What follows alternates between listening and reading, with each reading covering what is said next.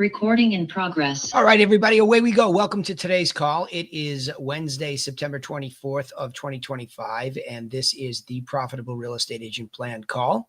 So we are fast approaching the end of another round here. So we find ourselves in week 11 out of a 12-week course. So just for those of you and for the record here, I finished the next 2 weeks, and then we take 2 weeks off, and then we start it all over again, and we make new distinctions each time we do it. So it's a fresh perspective. I mean, the topics are the same because, again, we're following a business model and we're teaching you that business model as time goes on. But it's important to understand that this is a course, but it's a strategic course. We do dive down into the tactical stuff as time goes on. But the first part of each course is a lecture to an extent that it is strategically what to do. And it's important that you understand that because so many real estate agents just get right into the tactics and they don't really understand why we would teach them to do that. So there's a disconnect and they end up winging it. And when you wing things, nothing good happens, right? So that's really important. So in the first week, just if you want to go back and look at this, I think all of you, mostly you'll be Griffins or TRCers in this call that are live. For all of you in the call, you should have received an email reminder of this call. If you're not, and you're a Griffin, get with Lauren Sunkler, Donley. She goes by two names. So let's see, with you guys, it's Lauren Donley. So you want to get with her and make sure that you are receiving Griffin emails. That's really, really important. And of course, Realty Classroom folks, you should be getting yours as well. So those reminders are important because you can go back and look at the recording. So at the very bottom, the one I sent out tonight, there's a link to all the recordings. So Lauren does a very good job that after these are all done and recorded, she puts them into a folder so she can go back and listen to this because it's like a train. A lot of you have joined us in the middle of this course, so you haven't seen it from start to finish, and it doesn't make as much sense as it does when you see it in sequence, but each topic stands alone and it's understandable enough. So, but I like you to see the cohesiveness of one step to the next because we see the business as an assembly line moving A to Z. That's the way we see it. And that's the way it actually works in any business. But what we're watching travel along our assembly line is a contact information. That's the raw material. And I like to joke a little tongue in cheek that I'm trying to create a happy Griffin. A happy Griffin is somebody who has transacted with us, hopefully have sold a listing through us, especially if you double-end one. Kate just gave me good news that she's got a double-ended deal. I have a double-ended deal closing this week too. So those are always fun when you're working hard out there to get the listing and do the right thing strategically. It's amazing how much more business there is. But it's that whole idea that from the very start, when you meet somebody, to the very end when they get birthed into the never-ending past client follow-up, which we will do next week. We'll end with talking about how we treat the happy Griffins once they're created. But that is the goal for me and for hopefully for all of you to create a happy past client who's likely to repeat and refer. But that goes all the way back to strategically starting with the right business model. So that's what we talked about in week one. The Profitable Real Estate Agent Plan described is something that I changed the last couple of times. There's the model. It's a one-pager. Comes directly out of the teachings of Michael Gerber's book, The E-Myth or the Entrepreneurial Myth. Thank goodness for that book because it gave me a framework within which to be strategic and understood that was the problem, that most agents are just trying to do things tactically or AKA on muscle. It just will never work that well. You run out of energy because your business is in direct proportion to energy when it's all tactical. Where are the leads? I'm going to work hard. Yep, it doesn't work too well, right? And especially in a market like this that's changing. We're seeing a lot of price reductions on our own listings because we're looking for them. We're seeking them after doing the work. And it's tougher out there to sell a house. So you do need to be in that engaged conversation. So we explained that in week one, how that model really works and why we think it's a good framework for any business and why we have appreciated Michael Gerber's work. But then in any situation where it's a business, which this is, and I have to remind a lot of you as agents, this is a business. So if you're at Griffin, for example, we're just a training, coaching, and mentoring company that's there to support your individualized business. So you have to have an idea of what a business looks like. And its simplest form, quantitatively, it has a revenue line or a top sales line. And you need to set that goal. That's your North Star when you have a small business, to set a revenue goal.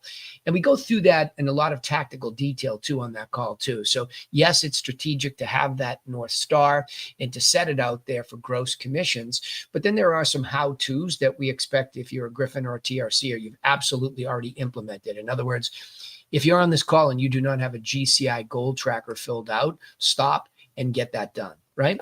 Week 3, after all that education, those first 2 weeks about business, the business vision and how it works, you have to create a self-image for how you are now and what you'll need to become to be successful in that. And that is not to be taken lightly. That, I know Paul Cantu, my partner out in Seattle, would always vouch for that, how the importance of that training that is largely rooted in the book Psycho-Cybernetics. It's interesting to me after all these years, how much in the last, I would say even 4 to 6 weeks, I have mentioned Psycho-Cybernetics to so many of my one-on-one top producing coaching clients. My son's reading it avidly. It's a stunningly important understanding that you have to create a self-image that is consistent with profitable real estate agency. It's very important. And a lot of times in motivational speaking, something can feel hocus pocus. It can feel like rah, rah. Not that book.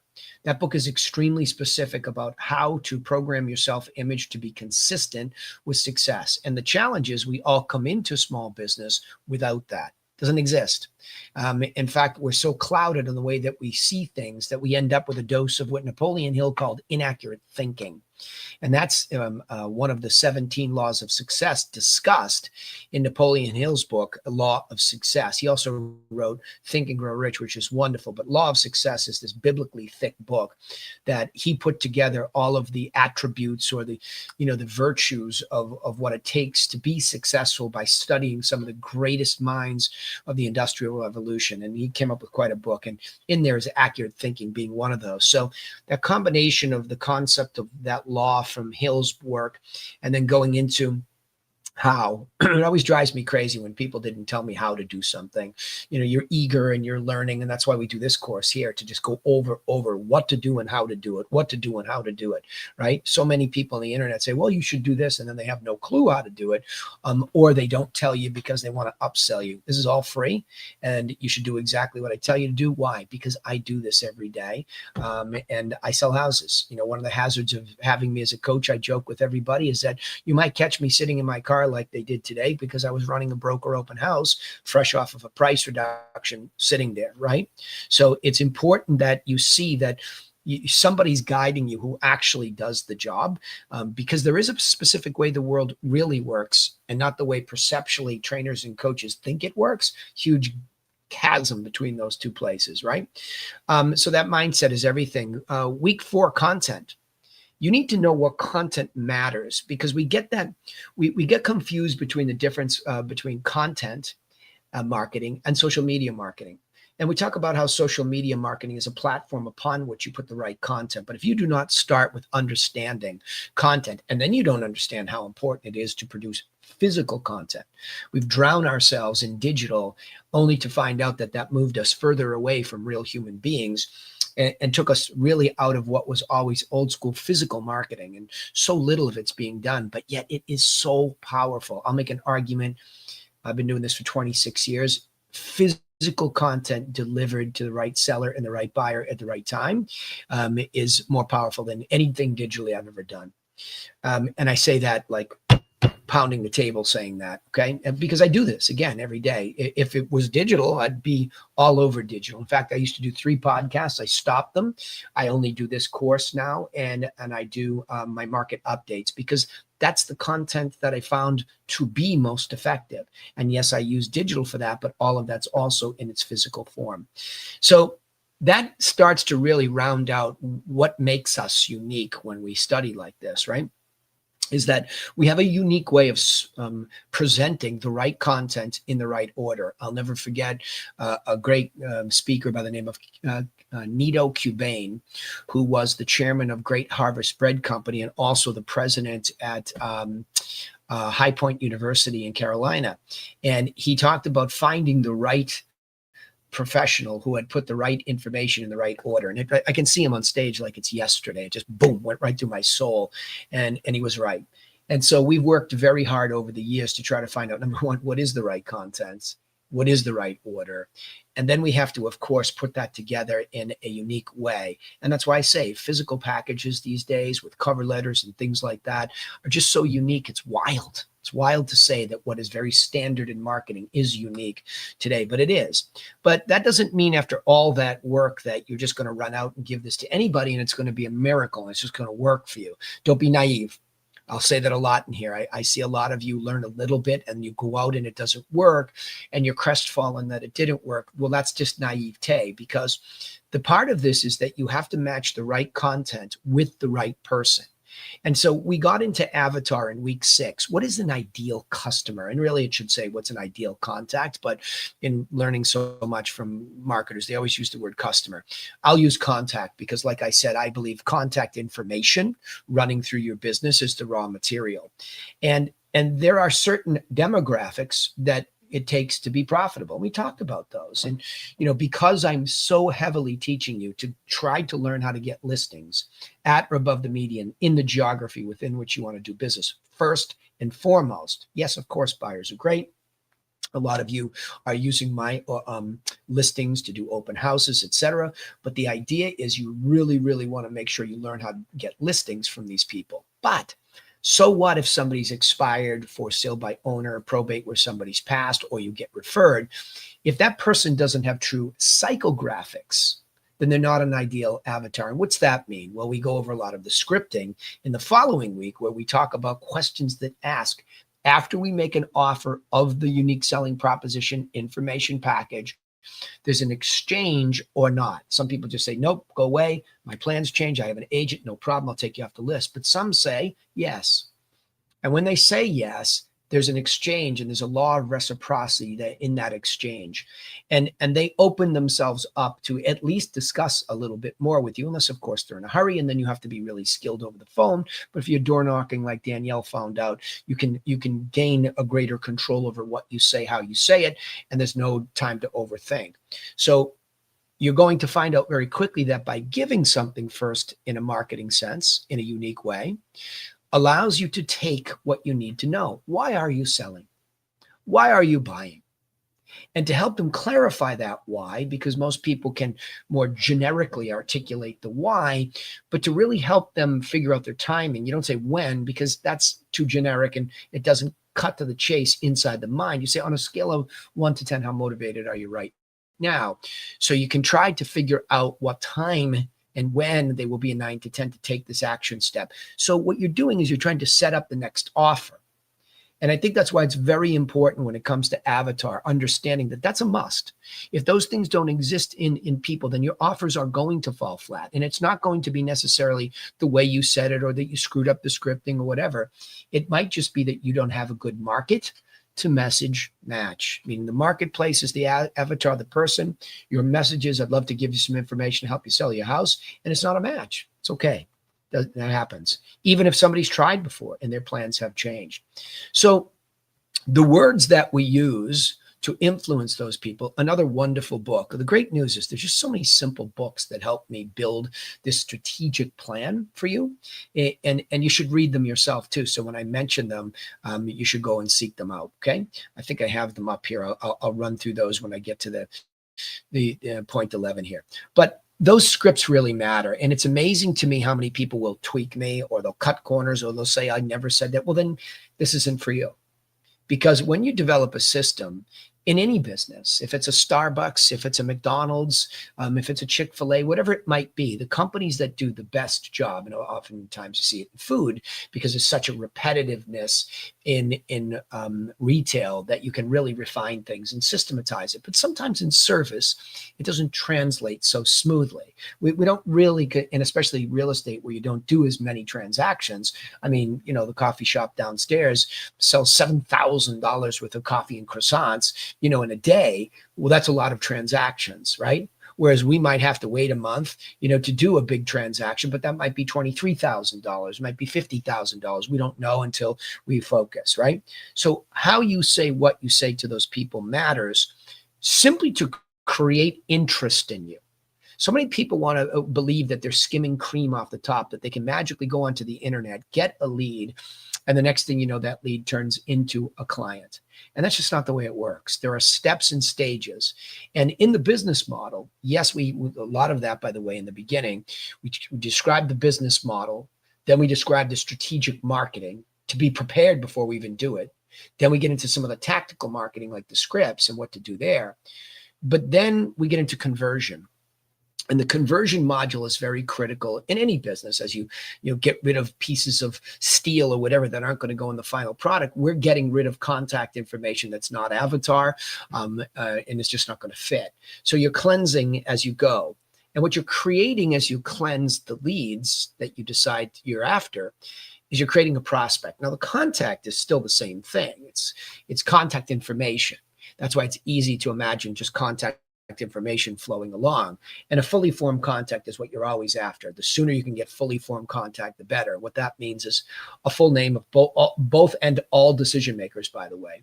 Mailing address, because we're absolutely in a physical world going to mail them.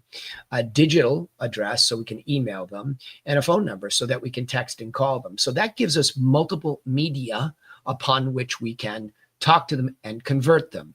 So not the least of which is lead to prospect. But when you create that prospect, and the difference being a lead, you don't know why they're moving, and you certainly don't know their motivation, and you definitely don't know whether or not they're about to accept your information product. So we need those three things to even call somebody a prospect. And we have to be honest with ourselves that all of that fits. If we don't, we're cheating and we're bloating the database of prospects. And why that's important is you can't protect a bloated database of prospects. You just can't protect them. It's too many. And here's a thing that I've learned for sure, is that it just takes so far fewer number of prospects to be successful than we think. And especially if you're focused on the median price and above, it just takes fewer than you think. So the hardest part is actually doing the door knocking, doing the telephone calling, and trying to find the lead that is avatar, make the offer, have it accepted, and put it into this prospect bin. But then the linchpin in this entire profitable real estate agent plan, or the business in general, is the follow-up that happens from there. Case in point, as I've been discussing with my one-on-one clients this week, I say to them, as I look at what's happening right now, as I give this lecture here tonight, I look at my book of business personally, and I think of a deal that is in a building. It's the third unit I've sold in a luxury building that all started from us creating a prospect in there at at the time it was $4 million. And nobody thought they could sell the product because there was a lawsuit. I told him, I gave him my word, I can do it. And I did. I nearly double-ended it, but then some broker came out of nowhere, claimed them, and I didn't want to get in a fight, so I sold it. The next one I got out of there comes from that same methodology, because those people saw me working the open houses, being proactive, got interviewed. Supposedly I blew the other people away, double-ended that one at 3.4. Now I have the third one at 1.875, and I've double-ended that. I almost double-ended 3 deals that started years ago. I've lost track of how long Autumn's been gone, but let's say 4 years ago, the roots of that business came from us just deciding we weren't going to be afraid to call into Boston, into a building where it was a multi-million-dollar product. That was it. Comes right from this plan right here. And all we did was execute. And it wasn't me with some magic thing that I said. It was a telemarketer working for me part-time that got that prospect, continued to follow up tenaciously until I got in, gave my listing presentation, and won. So prospects and protecting them from the wolves is everything.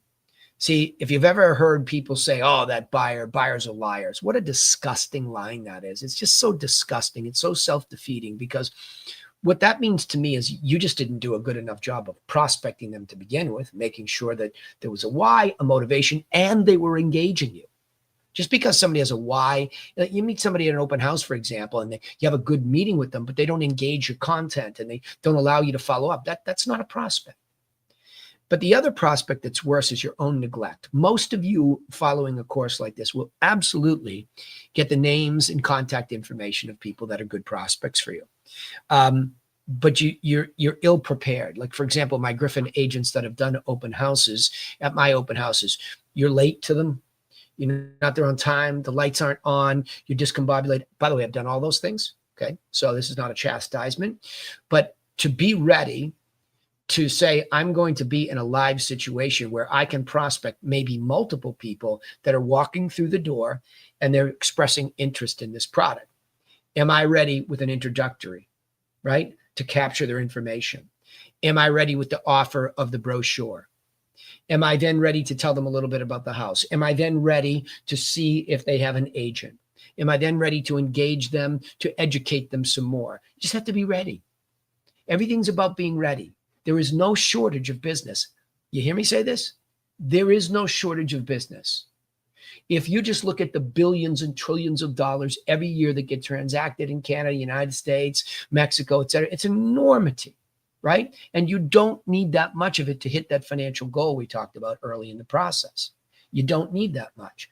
So it's absolutely critical that you execute the plan with precision. It's not a dabble. It's not up to you and your brain to do the parts you're comfortable in. Not. No, it's not. That's not the way it works, right? Somebody orders a Happy Meal, then they'll go, oh, okay, well, I decided to give you the burger, but I didn't decide to give you the French fries. The Coke's half filled. It just doesn't work like that.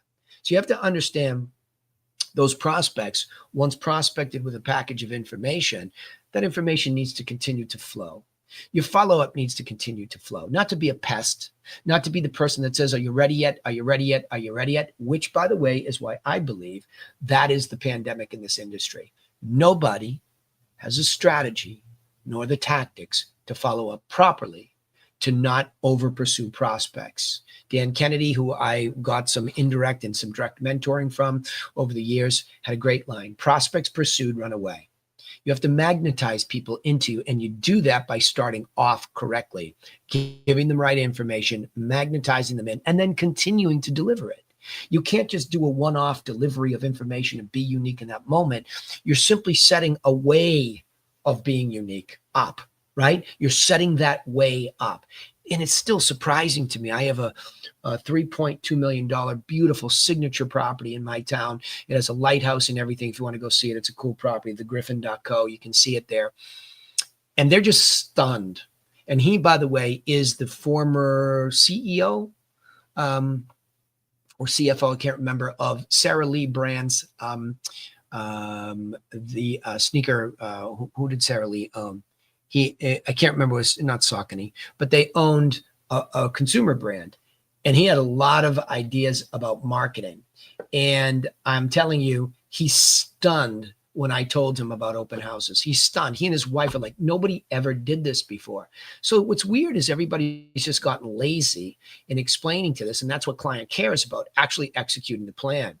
For example, today I got in my car and I drove out to do a broker open house because we got a price reduction. I felt like that price reduction was a good reason to reset the whole program. Well, I'll be danged if I didn't have 7 people.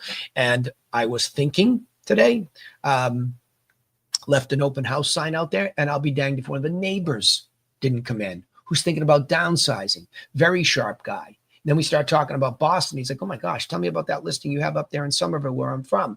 My daughter, just got blah, blah, blah. It's amazing what happens when you take care of your clients by executing a plan, not sitting there letting a listing just sit there and hope some co-bro comes along and sells it. So client care is critical. And for the buyers, just a little footnote here, as I said to somebody today on my team, when you have a buyer, they're not the buyer, you are. Okay, let that sink in for a second. Strategically speaking, you should always be proactive with both your sellers, of course, executing the plan, but your buyers too.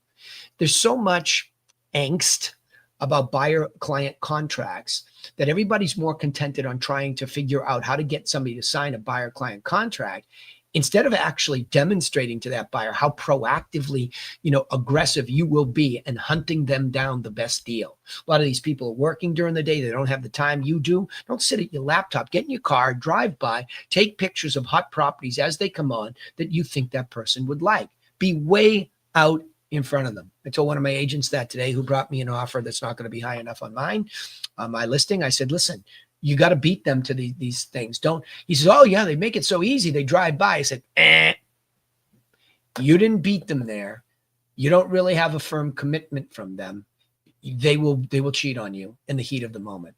They like you, but they don't care for anybody else but their own interests. You have to remember that. So client care is everything. And that leads us to a call tonight that it's a little bit dry toast, right? No butter on this toast. It's a little bit dry toast when you start talking about a module that is so critically important, but yet so quickly. If you blink, you're through it. Like, for example, prospects, like I told you, we could be talking to them for 24, 36 months, whatever it might be. But a closing process is going to be pretty typically somewhere in between 45 and 60 days, maybe 30, maybe super fast at 2 weeks. I got something today that they're talking about closing on October 7th. So they came in super strong cash. We love it, right? We'll see what happens. But my point is that closing process, you are being judged. And I made a lot of mistakes over the years about abdicating the responsibility for the closing process to, I've had a really, I always remembered, thinking, wow, the most important thing when I joined Realty Executives many, many moons ago, got licensed in 1999 and joined them that fall, they had closing coordination. And I thought that was great. Somebody was helping me cross T's, dot I's, do paperwork. I just wanted to sell something. But back then they didn't do a lot of hand-holding with your clients. They really just help you in compliance. So I was forced to be good at this whole idea of closing. And then over time, when I took off after 5 years there and started my own company, I hired a dedicated closing coordinator. And I think I got too comfortable with that person. She was very good. She was funny. People really liked her. But there would be often times where somebody would feel neglected by me. And that was a big eye opener. So it's important for me to go through this course with you tonight and say how you close is actually how you grow. So everything I just talked about and summarized, you could do so well. And you'd think to yourself, my gosh, I did a great job. And I found that guy a great buy. What a super buy we got there. Or boy, did I get that woman a top dollar for her house. She should love me. And we want to feel high like that too, because we want to feel wanted and needed and valued. We want to feel like that, but it can suck you into self-aggrandizement. And you can forget that you got to take these people all the way through to past client and never let them go. And that's really where these last couple of weeks are eye openers and smelling salts. It's not the sexy part of the course, but it's the absolute most critical to growing a business, okay? You can do business your entire career and not worry about these last 2 weeks. But if you want to grow a business, these are critical, okay? So I am going to share a different screen here, and you should see how you close is how you grow. So we just go through these fill in the blanks. And like I said, and I say every week, I am available for any kind of question at the end of this, any kind, deal maintenance, anything. So you should have questions ready for me and should take advantage of the ability to be coached. This is training, by the way, what I'm doing here. This is training and repetition of the system. But coaching is, hey, I did this. What do you think I should do? Right? There are two different things, and we promised you all that, but not if you don't take advantage of it. Okay, so why is it important to be strategic during the closing process? Well, a strategic approach allows you to care for your client at the highest level during the closing process, because that's when they're the most anxious. So we see, for example, I'm just thinking of one of them that I have, the double-ended deal that I have. Took me quite a bit of time to put it together, and it is that building where the lawsuit is now over, but there's still a remnant hang around of that. And then we had to separate out 2 units that had been combined, and there's construction, and this is the first time they're downsizing from a big house to a little house. So, and my client has got plenty of high C in her, so she's anxious. And so it's very, very important. Now, in my world, Laura and I work every one of my deals together. So she's involved in that. So she is dedicated to client care. And we have a closing coordinator, okay? But it really still, we don't just stop. So the client care continues even during the closing process, because it's such a tenuous thing that we're asking somebody. For years, we've had a virtual closing client. Closing coordinator, but we just made a move to bring one that's more locally oriented. And we just felt like it was time to do that again. And we got lucky because we found somebody really good in her daughter. But these people are super anxious, okay? And you're going to see that when it comes to delegating the technical part, it frees me up to do the emotional part. So what do you need to focus on when organizing the closing process? Yourself. So let's pretend there is no closing coordinator. Okay. So these are the things, if I were starting again, When you organize the closing process by yourself, you must be proficient at what? Crossing T's and dotting I's in a checklisted manner that focuses on critical dates and deadlines. So in Massachusetts, the way that it works is that we have an offer to purchase, and then we go to a second contract called a purchase and sales agreement, and it's an attorney state. So there's a lot of complication, and there's a lot of, third parties get introduced. And I'm not saying that that doesn't exist in every state. I'm just saying when you have attorneys and not title, it's a little bit different, right? And especially at the other extreme, Gail Rossetti's group out in Atherton, California, they actually have wonderful traditions that put the seller in such a catbird seat that it's such a simple transaction, because they'll do home inspections up front and they will sell these properties as is, and you sign off on them as is. And I believe they're title company too. So some closing processes are easier than other states. Ours is complicated. So I'll teach from that bent, where you have to be detail oriented. And you can't run away and be worried and act all frenetic. Well, don't do that. That goes back to that self-image. One of the things that I would recommend when you're practicing self-image management, mind steering systems, is to imagine yourself calm, even when you don't know something. Okay, imagine yourself calm, even when you don't know something, know how to do something, and it's foreign to you. Don't get all like flustered. In fact, Chrissy Ponsel, who's our telemarketer in Long Island, which is now going to become a Griffin designation. Chrissy Ponsel gets like that too when I'm listening to her calls. And I said, don't get flustered. She actually wrote it on the wall, right? Something to that effect, that I will not get flustered. I won't get thrown off. So that's what happens when we do a part of a job that, first of all, why we do this education over and over and over is so you feel empowered, that you have the information, you know how the business works if you keep going through this 12-week course. And you should never stop. It's the refinement of the way things are.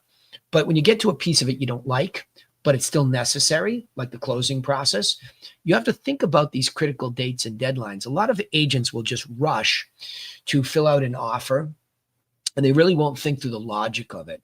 Did I give everybody enough time to do the home inspection? In other words, if I'm in charge of getting the buyer the home inspection, or the buyer's agent has one, did I even take the time to ask, can you be inside this time frame, right? Can you work inside this? Because if you don't, you're going to flub these dates and deadlines. And that's where all sorts of things go sideways, because as I said in the first bullet point, they're anxious. Everybody's super anxious once it's go time. Once there's a signature and everything's accepted, the brain chemistry changes and everybody else around you gets anxious. And that's why I'm saying you can't be. You have to be the beacon of calm. I'm not saying I don't lean back in on some of my clients when they start freaking out. I did that a couple of times. Whoa, whoa, whoa, what are you doing? Actually, twice in the last 3 weeks. I said, whoa, whoa, whoa, whoa, whoa. Right? Because they're so anxious that they start to bite the person helping them. Sure, there are moments like that, but for the most part, that's a higher level technique. It's just listen to people. Let them be anxious and say, no problem, I hear you. But we still have to meet this deadline. So what we're going to do is get the home inspection. We'll get it done. We'll wait till it comes back to us. We'll talk to the home inspector together, and we'll find out exactly what we need to discuss. So we will determine whether or not we're going to renegotiate, or we're going to withdraw from the deal, or we're just going to accept everything as is, right? So that's what it actually sounds like in that process. And you're responsible for that. You don't just have something filled out and then just go blank. You're in it now. You are now, as the guide, locked into a time frame. See, whereas you're looking, yes, you're locked into a time frame when you sign a listing contract, but it's different because it's long, right? It's a long period of time. It's not typically 45 days. It's not typically 60 days. It's typically longer than that. So this illusion of time with a listing contract or a buyer who doesn't have a time frame that they have to buy something, that's why you have to gear shift, because this is timed and it does matter. And you want to be an orchestra leader that keeps everybody in line, including the other agency on the other side, if they're not as organized as you are, right? Now, here's the question about closing coordinator. Should you delegate your closing process to a dedicated closing coordinator? Well, it's always best practices to do that, to have somebody help you so you leverage your time. And what does that mean? The reason I went through it first and said, you better understand every one of your contracts and when they're due. Okay. You better. But if there is somebody at the company that can assist you, like I know Kate and my brother John, who are both vice presidents here and been around a long time, I know they like more control over their contracts, but they like the help. And I like them to get the compliance help to make sure we're inside of lines and all of that good stuff. But the reason I like them to use the help is I want them to stay elevated into the emotional aspects of what's happening, right? So which parts of the closing process should you delegate? That's my segue. The tactical parts, right? And not the human interactive part. And that's where I'm going with this, is that when somebody is helping you cross T's, dot I's, keep compliant on paperwork, that's supposed to free you up to deal with the person who's freaking out because they have to now pack up their house to move, right? They have to do these things, right? So, and what's the best outcome of this as it segues into the final part of this? Well, they know you cared. And I will tell you a couple things anecdotally. I think what's really important to understand is I was miffed sometimes when I really hustled to deal somebody and I really got it. And I don't need them to know everything I did to get them the deal and the negotiation. It's not like I needed that. I was that insecure.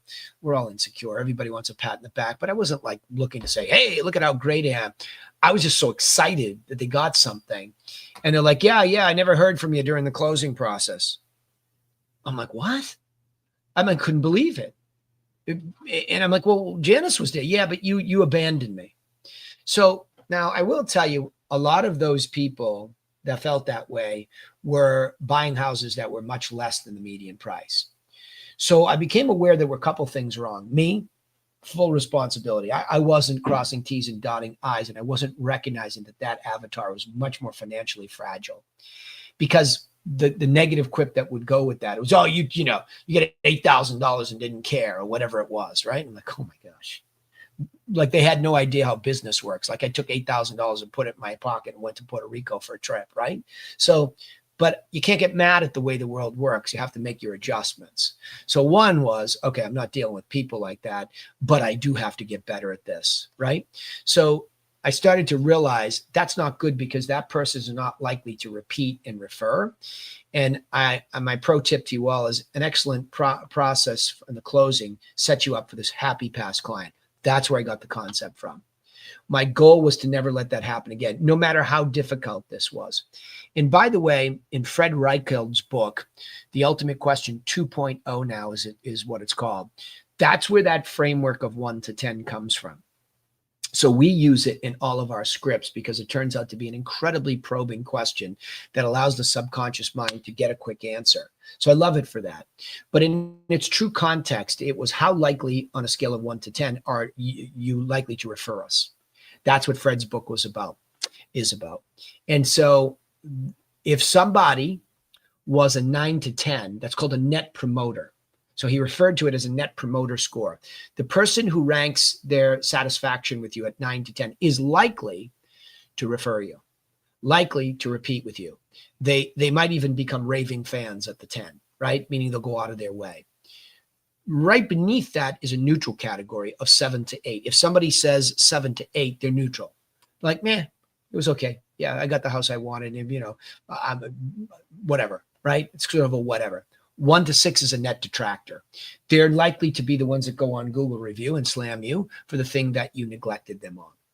And what happens is a 1 to 6, and I would say that those things verbally came to me. And it was a little bit before the Google review thing had really kicked in, back in the early days of my business when I was learning this.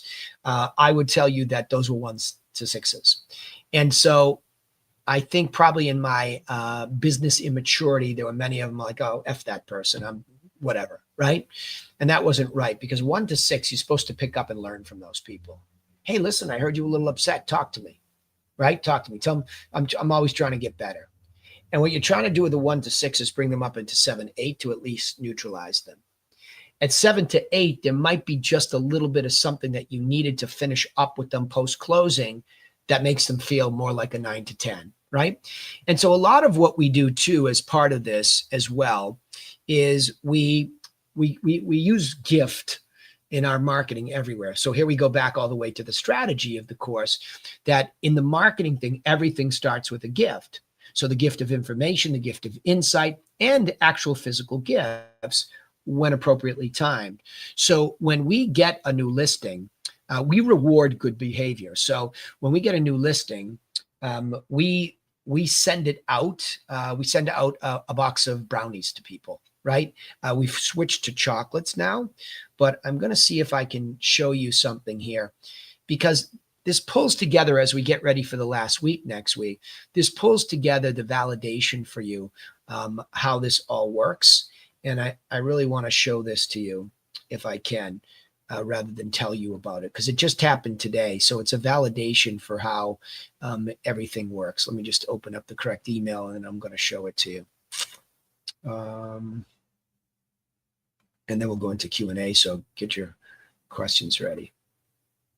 And I'll read it, but you'll be able to see it. Okay, you should now be seeing an email that came from one of my clients.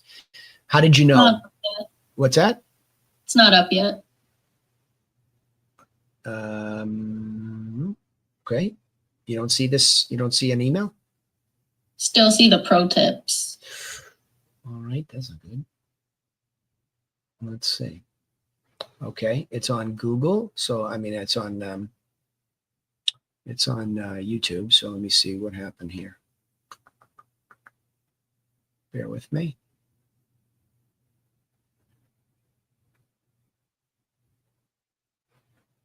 It's the worst when they update anything. I know everyone's having trouble with Zoom. It's like the worst thing ever. Yeah, it may just be sharing. What do you see now? Just your face. Okay. Yeah, it's so difficult to do something so easy, isn't it? Sharing this tab to StreamYard, sharing this tab to App Zoom.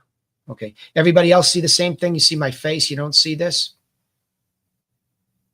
Yeah, it's your face. Okay. How about now? Email. Yeah, good. Now it's up. Yeah. All right. How'd you know? You guys are just amazing. I'm in total shock this afternoon after receiving your unexpected and welcome gift from Chatham.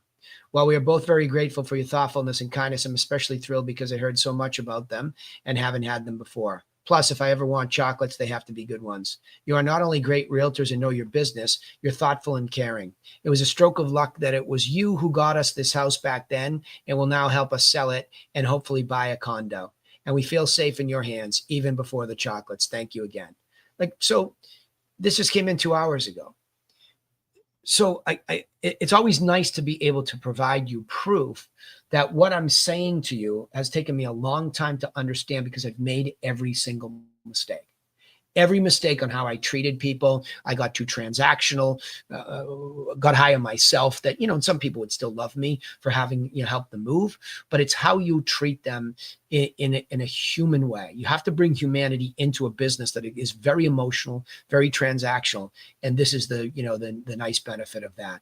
So remember, when in doubt and you're in a system, what did you give? What did you give? And what does our system tell you to give in that section of the system? Right down to open houses. Did you actually give of your insight about the market update, even if they had a realtor? Did you give them some insight about the house? Did you give them the brochure? Did you give? Stay in that mindset and then sort things out versus, I got to get that person, I want to follow up with them, right? That's taking. There's a time to take, obviously, or you'll go broke, but you've got to give. And this is the result. Okay. All right, voila, that's it for tonight. Let's go into some Q&A, and you all can ask me whatever you want, like I said, because the lecture's done here. So talk about anything that you want. I have questions. Yep, go ahead, follow. I've been excited to tell you as well. I watched your series on Amazon Prime, the 60 Seconds to Sell. Yep. I loved it. I thought it was absolutely hilarious. I really did. It was like, I couldn't get enough training time to do like open houses. And I was like, this is exactly the same thing. This is great. Yeah. Where did you find those? She's referring, my brother and I did. We did we did 8 episodes with, for those of you who don't know, I did an 8-episode show with A&E after the recession in 2014. That's what she's referring to. Yeah, that was on Amazon Prime. That was the only place I could find it on. And I was like, I want to see what this is about. And then the first episode was you and your brother walking into a colonial house, and then you were playing it with a sword. I was like, oh, Danny, he hasn't changed much. No, we had a lot of laughs. Yeah, it was good. Cool. So I had a listing presentation yesterday that went fantastic. I hit it off with both of the sellers. They liked all the stuff I had to say, and they were using a lot of language that, like, when we list with you, when are you going to get this done? So I was like, yay. So we left off pretty much, they want a new net sheet showing with their $490,000 mortgage left over. And I just want tips on advocating for the buyer agent fee, because they saw that, didn't really want to pay for it. But here's the thing, they want a net over 500,000. They would only do that if the property sold all the way on the higher end. So I want to advocate saying we want to get the property to the higher end. Hold on, don't go too far, because I need to grab that chunk about the buyer agent thing. Number one, just give me a little context. Why are they selling? Downsizing. They're going to Atlanta. Okay. Why Atlanta? Any family down there? They're from the South originally. Okay, so they're foreigners up here. Okay, good reason, right? Why the 500 net to them? That's just how much they want to have to move. They think that there's not enough properties, but I went on Zillow and there's tons for that same price range. So that's also what I want to share. You're a good student. This is exactly where I'm going. You're leading me to it. You have to show them the vision for where they're going and what it buys, so they don't get caught up in that, because otherwise they'll make up a number. And that's what a Robert Cialdini's law is, the law of corroborating evidence.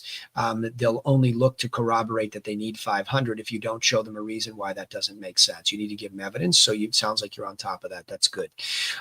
You have to tell them very clearly when it comes to the marketing, and we have that 3-pronged marketing piece too. You have to tell them very clearly that syndication marketing is the majority of the way the business works and has worked for years.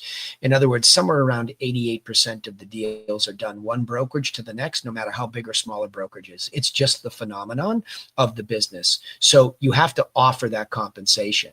You have to offer that compensation. Otherwise, you're just destroying, the bait. Why would you as a buyer agent go to a house that's not offering compensation when the one down the street is? Why do you want to get into that? Right.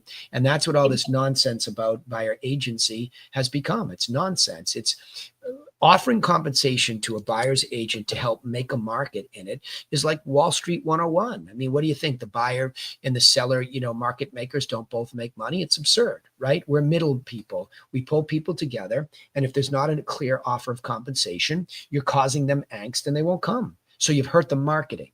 So by not doing it, you're taking a huge marketing. I mean, for agents who want to show you property, marketing is how much you're going to pay me. That's marketing. Yeah. We don't need to market to an agent. We need to show them, here's the money. That's marketing to the agents. Well, you're gonna put a wet blanket on 88% of the opportunity to create that market, create that competition. So that's the way you explain it to them, right? And just say, listen, stay focused on the net. Stay focused on the net. We first have to figure out what this thing is worth. And I want the agents to come here. Now just say, hey, listen, we're super uber proactive. We're going to open house this thing to death. And, we might be able to get somebody directly in here. Don't give away the full 2.5% on the buy side for yourself. Don't say I'll do it for 2.5% if I get a buyer directly. I always come down from 5 to 4% because every buyer requires pre-qualification, hand-holding, and that's what it is. But again, keep them focused on the net and what that can buy, and keep showing them, would you have bought this? Would you have bought that? By the way, if they don't have somebody in Atlanta, you want to find somebody you can refer them to get them working with them now. Get yourself a referral fee, right? I wanted to ask if you had anybody down there, because I know there's people everywhere in the Griffin. I do. I have to think about who I would want to give you. Right. So okay. I do. Let me think about that. But some people I don't like down there over the years, and some people I do like. I just have to think through. And then I love the homework thing from the 60 Second to Sell. And I wanted to say, I thought that was like the number one thing that I appreciated the most, was holding the sellers responsible for what they have to do. Because David, like when the photography came, just completely blew everything off. And I had to come hours early, and I was like doing cobwebs that I was like, this is so easy for you to do. Yeah. But I did make like a homework sheet, to give to her because I know she's going through some stuff, there's some decluttering going on. Her pet just passed away. And so I know she's trying to give some sympathy, but there's pet bowls, there's dog toys. And then I think the ashes are just on the table. One sec. Where else could you have gone to give her advice? What other implement could you have used? Think. I said we do offer services as well. No, it's right in the seller plan. She needs to use the seller plan. That's what it is. It's a plan on what to do and what not to do in some of those things. And then you can get very ticky-tack on that. Keep her in the seller plan, right? Okay.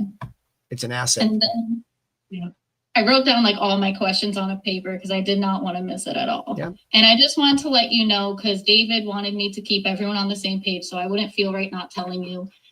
We did do a price change today. We had the MLS tour, and there was one agent who said that he was going to bring like the information to a couple, which was great. But I just wanted to know if you know anything I could do more for him, because I've prospected the neighborhood. I've, posted and I'm calling people, like, hey, are you interested? But the neighbors too, they're kind of like, we know David, we know the house, like we're good. And I'm just like, yeah, it's a great chance to, see the property. Yeah, two open houses.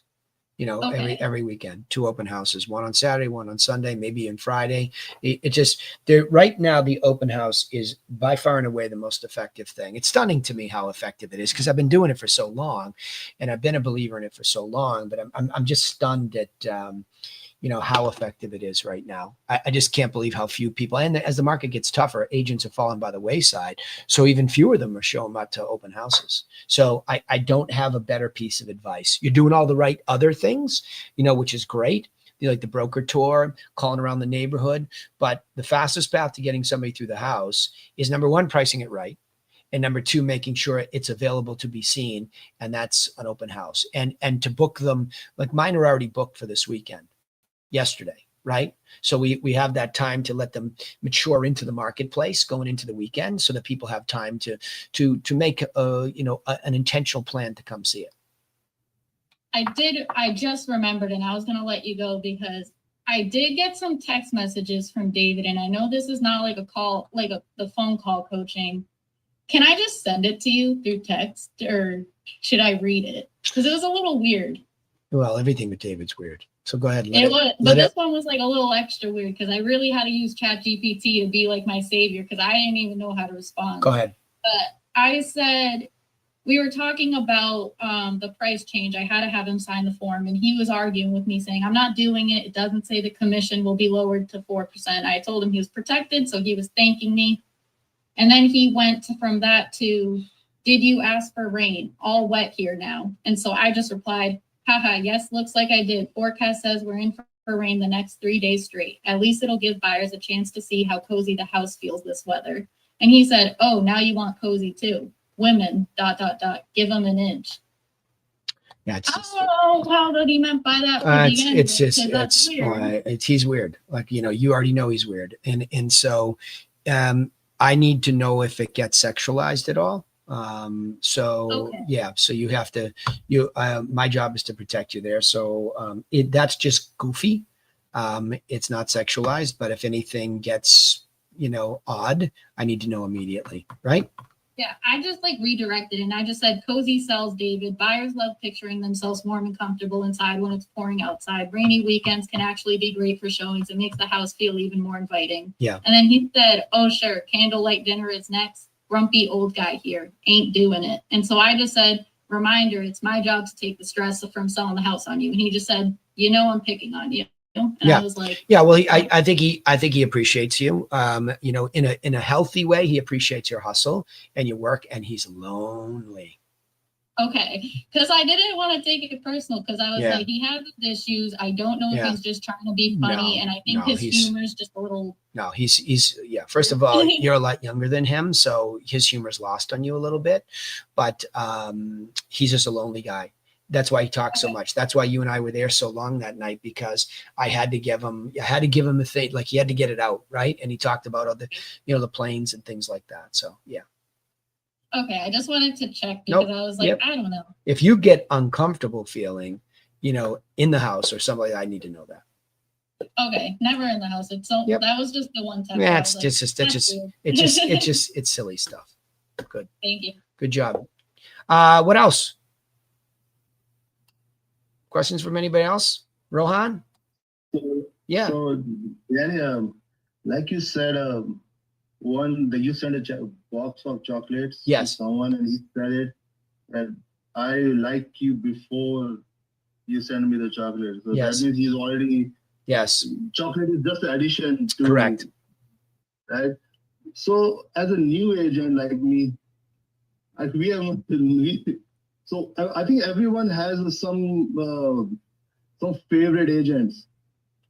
So how a new agent? Oh, it's a can good walk question. in Yeah, and- it's a good question. What Paul will do is spend some time with you talking about the package of information. That is this thing here, Rowan. These packages of information are core and fundamental to the answer to your question. If you can find people that you do not know, and you can give them information. Yes, some people have an agent, but not everybody. And one of the reasons why I like expired listings is they've already tried an agent that they know and it didn't work. So if I show up with the right information to somebody who already, used up friendship, that's a more likely outcome for me. And that's why we pay attention to for sale by owners. I mean, for expireds, but also for sale by owners, because most people that come to a for sale by owner don't bring them information either. So it's the methodology is the answer to your question. Learn how to make one of these and give it to people who are in need of it. That ingratiates you to them. This is a gift. This is a box of chocolates too, right? The information. That's why I say, we don't just use a whole bunch of personal items like chocolates. That's a little bit more of an intimate moment. Those chocolates go out when you've given us our listing, right? That's we want to reward that behavior. We want to be thankful. And at the end, we send a whole basket of chocolates and other things. It's much more money too, to thank them as we birth them into the past client. But those are the only times we're using food or something like that, because and every year a happy property anniversary is always chocolates. So you'll see what I talk about next week. But those are the gift most of the time is the information and the insight that we give them at the right time, right? So you have to find the people with the context that don't have a realtor friend. They're not committed to somebody. So they're open to receiving that gift of information. But core and fundamentally, you need to learn how to make those packages. I recommend to every Griffin agent, go make a buyer and a seller package. Pick your own house, pick somebody's house, and just make one so that you have it physically and you made it so that sets you off to be able to do it anytime, anywhere. And we'll get into some of the tactics with you on picking. With the coaching members, I tell them, listen, you got to go pick one house a week that expired or is a for sale by owner and try to deliver them a package. Oops, am I breaking up a little bit? Yeah, I do. Yeah. So we can just take the package and walk into the house. Yes. Yeah, No. Danielle's done that. She could tell you. Danielle's done it. She's 23 years old. She walked right up to a door and she gave the package. Danielle, by the way, the listing presentation, did it come from a door knock? She was actually the first phone call I went back to that week, but I got to go on the property the next day, so that was pretty nice. Yeah. So so Danielle has door knocked and called. Sorry, go ahead. Yeah. No, she has door knocked and called. She's done both. Oh, okay. I think door knocking is far effective than phone call. They can talk face to face. Yes, but right. But I need to teach you. You need to know how to have the package with you and exactly what to say. There's a very clear way to do it. Don't just wing it because it won't work. But if you don't wing it and use the method, you'll get a clean yes or a clean no. And we want clean, right?